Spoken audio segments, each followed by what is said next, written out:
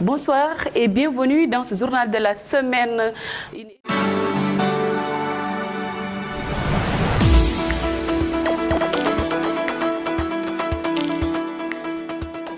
Une édition que nous ouvrons par le combat contre l'installation d'une station d'essence à Kolda commune.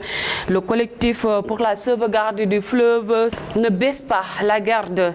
Il mobilise ses différents membres pour dire non à ce projet, même si l'arrêt des travaux est constaté. Aboubakar Kamara, coordinateur du Forum civil, est au micro de Amadou Diaw. L'arrêt de la station, c'est l'affaire de tout le monde. Partout dans le monde, les gens en ont parlé et donc c'est important à chaque étape de la lutte de faire passer l'information et de donner des précisions. D'abord, cette lutte, le collectif ne l'a pas fait dans le cadre parce que ce sont des djambas ou bien pour lancer un défi. Cette lutte, nous l'avons fait parce que c'est la loi qui nous le permet. Si vous regardez l'article 25 de la Constitution, demande les ressources naturelles appartiennent au peuple, mais au-delà de ça, chaque citoyen peut s'engager pour la défense des intérêts de son territoire. Et l'article 6, 7 des collectivités locales dit que chaque citoyen peut faire des propositions au maire ou bien au président du conseil départemental sur le fonctionnement de ces institutions, ou s'il constate des cas de, comment dire, je ne dirais pas de mauvaise gestion, de manquement. Donc ce que nous avons fait, nous l'avons fait dans le cadre légal. Et aussi, c'est des structures responsables qui sont là. Et c'est des gens aussi qui ont eu à occupés, qui ont eu à apporter beaucoup à leur commune, à leur région, mais aussi au Sénégal. Donc c'est avec beaucoup de lucidité que nous avons mené ce combat. Économie, dans ce journal, une vingtaine de femmes formées à la transformation des céréales. L'initiative est au maire de Kolda, Mamboy Diawo, tient ainsi à l'autonomisation de la femme koldoise dans le sens d'assurer le développement local. Il s'agit là d'un renforcement de capacité qui pourra rendre ces femmes compétitives au niveau national et international. Kadiatou Thiam, première adjointe au maire de Kolda, elle s'en explique au micro de El Hadj Koli. Aujourd'hui, nous sommes venus assister à la cérémonie de remise de diplôme d'attestation des femmes qui ont été formées pendant 5 jours. Nous sommes venus assister à ça, voir le travail que ces femmes ont fait et aussi les encourager au nom du maire de la commune qui a eu à suivre cette formation, qui a lui-même en personne été rencontré le 3 FPT, qui ont choisi une autre organisation dénommée EGAD pour venir ici former ces femmes-là au nom du maire de la commune de Kolda, El Hadj Mamboy Diaw. Vous savez que nous sommes dans ça, nous sommes dans un changement de comportement. Parce que ce qu'on voyait à Kolda, on voit des femmes qui ont été déjà formées, mais qui ont gardé les attestations dans les tiroirs. Et c'est ce qui va être fini avec nous. Nous travaillons surtout pour le suivi de ces femmes-là. Parce que c'est important, parce que ces femmes-là aujourd'hui, elles font partie aujourd'hui d'une frange très importante de la population. Donc quand elles seront formées, nous allons les suivre, essayer aussi de les appuyer, de voir les matières premières avec elles, de voir aussi du matériel qu'elles pourront avoir et aller trouver aussi des financements pour pouvoir les appuyer. Parce qu'aujourd'hui, on va régler un problème. Si on a aujourd'hui un concept qui dit consommons local, donc ça commence ici et maintenant. Donc vous voyez qu'actuellement au marché, tout est cher, le riz est très cher. Donc je crois qu'avec le maïs déjà transformé, le pognon et tout ce qu'elles ont eu à faire ici, je crois que le consommé local sera une réalité ici à Kolda. avec ces femmes. La page santé nous conduit dans la commune de Sarayoba-Diega. Ici, le maire de la commune a mis à la disposition du poste de santé de Sarayoba un appareil destiné à une échographie. C'est la femme enceinte de la localité. Boubacar Diary Diallo s'est engagé à satisfaire ces populations dans le domaine de la santé, qui est une compétence transférée aux collectivités territoriales. Boubacar Diary Diallo est au micro de El Hadj Koli. Je pense que c'est un engagement solennel que nous avons pris lors de la campagne, disant qu'aujourd'hui, nous allons travailler en étroite collaboration avec l'ICP, qui est le bras technique du maire en matière de santé. Et le besoin qui avait été fortement exprimé, c'est un besoin d'appareil d'échographie. Vous savez que là, un appareil d'échographie aujourd'hui, c'est une nécessité pour une structure de santé. Le ministère de la Santé fait énormément d'efforts et c'est à nous également, collectivités territoriales, d'accompagner les efforts du ministère de la Santé, d'autant plus que la santé est une compétence transférée. Et nous avons pris l'engagement de tout faire pour que la santé et l'éducation soient pris à bras le corps par l'équipe municipale. C'est l'occasion pour nous de remercier le bon Dieu, de remercier le Tout-Puissant Allah, de nous avoir permis d'acquérir cet appareil neuf pour notre poste de santé de Sarayoba-Diega, qui va beaucoup soulager nos mamans, nos sœurs, nos épouses, parce qu'en donnant la vie, beaucoup de nos dames perdent la vie. Et aujourd'hui, ça doit être un combat national. Donner la vie permet aux dames de survivre. Et je pense qu'aujourd'hui, au lieu d'aller jusqu'à Kolda, faire plusieurs kilomètres pour aller faire juste une échographie, je pense qu'aujourd'hui c'est disponible au poste de santé de Sarayoba-Diega. Donc c'est l'occasion de remercier Madame l'ICP, qui nous a toujours demandé de tout faire pour que nous puissions avoir un appareil d'échographie pour le poste de santé de Sarayoba-Diega en faveur des femmes de la commune, mais également des femmes des populations environnantes ou des villages environnants. Et vraiment, c'est un très grand soulagement pour nos femmes, pour nos sœurs, pour nos mamans ici à Sarayoba-Diega. C'est l'occasion pour moi de rendre un hommage appuyé à toute l'équipe du poste de santé qui fournit énormément d'efforts pour quand même prendre en charge les besoins de santé de la population. Et on ne va pas s'arrêter en si bon chemin, Inch'Allah Rabbi.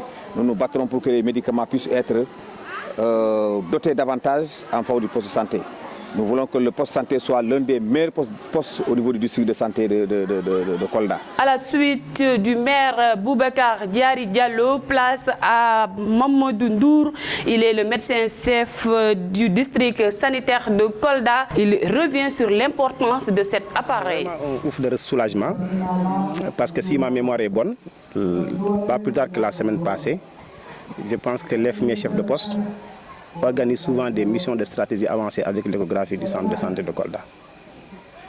Et ça sent nettement le dévouement et l'engagement de l'infirmier chef de poste, qui a voulu tant que mal aider la population de Sarayoba en mettant à leur place de manière séquentielle cette échographie. Si aujourd'hui le maire, par sa vision de la santé qui est une compétence transférée, pense équiper le poste de santé par un appareil d'échographie, ce n'est qu'une aubaine. Et je pense que toute la population de Sarayoba-Diega ne peut que s'en féliciter, plus particulièrement le district sanitaire de Kolda, mais plus particulièrement l'infirmier chef de poste et toute son équipe. Aux dernières nouvelles, en termes de mortalité maternelle et enfantine, malheureusement la région médicale de Kolda est arrivée premier au niveau du Sénégal. Et ça, on le comprend très bien de par les accès difficiles au niveau de certaines zones. Mais comme l'infirmier chef de poste vient de le dire, je pense qu'en termes d'urgence obstétricale, l'échographie joue un rôle très important. Et je pense que les postes de santé ici, au niveau du centre de Kolda, qui ont une échographie, c'est des postes qu'on compte par un ou par deux. Il ne dépasse pas 5 postes qui disposent d'une échographie.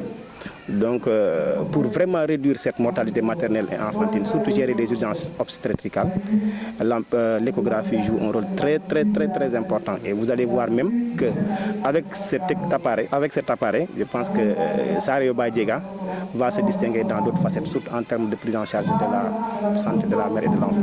Autre point de l'actualité nous mène à parler du projet Voix et Leadership de femmes financé par Affaires mondiales Canada. Ce projet porte le plaidoyer pour revenir sur les principes de l'âge.